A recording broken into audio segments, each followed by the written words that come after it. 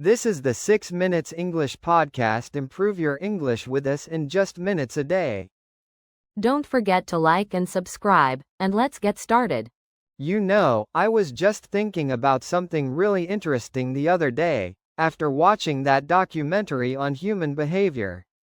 It got me wondering about emotions.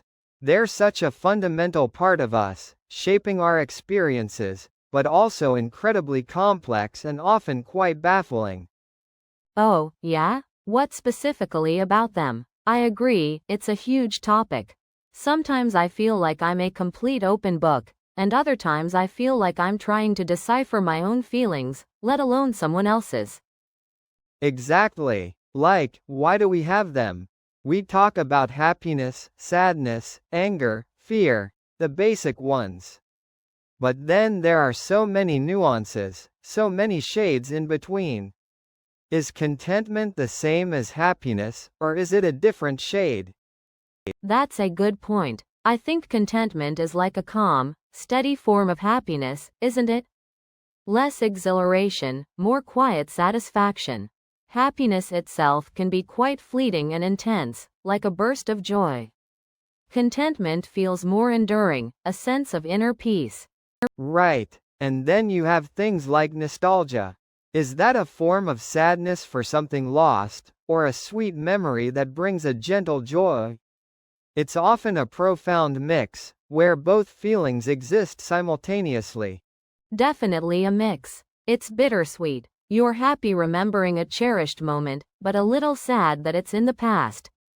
It beautifully illustrates how emotions aren't always neat little boxes. They often bleed into each other, creating complex emotional landscapes. And that's where the mystery really starts for me.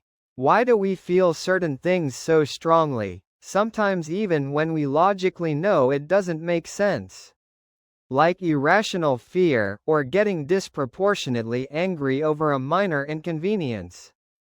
Oh, I know what you mean.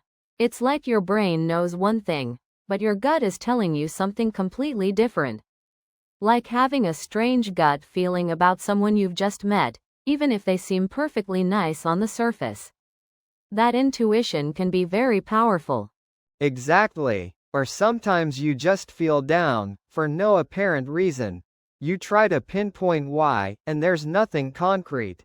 No bad news, no specific problem, just a persistent cloud. It makes you wonder what's truly going on inside.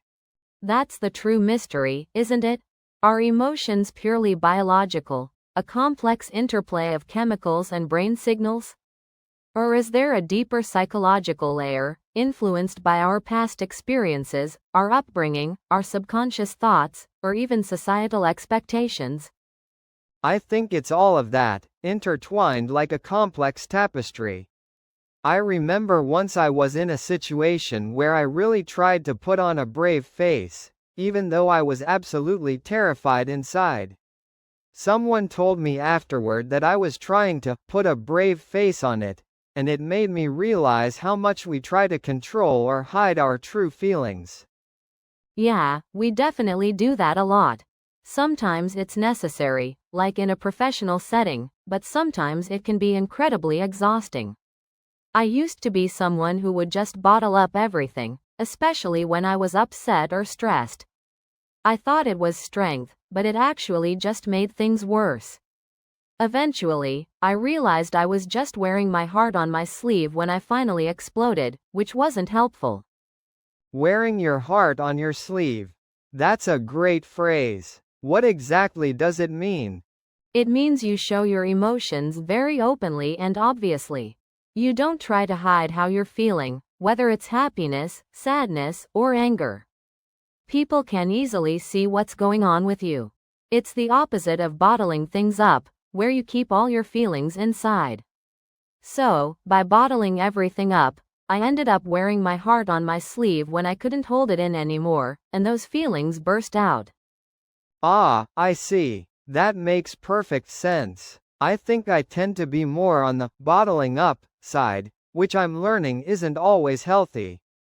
I'm trying to get better at expressing things in a balanced and constructive way. It's a learning curve, for sure. Understanding our emotions, both our own and others, feels like a lifelong journey. Sometimes, you really have to dig deep to get to the bottom of why you're feeling a certain way. That means not just accepting the surface emotion, but actively trying to understand its root cause and triggers. That's true. It's like being your own therapist. You're trying to figure out the origin story of your feelings.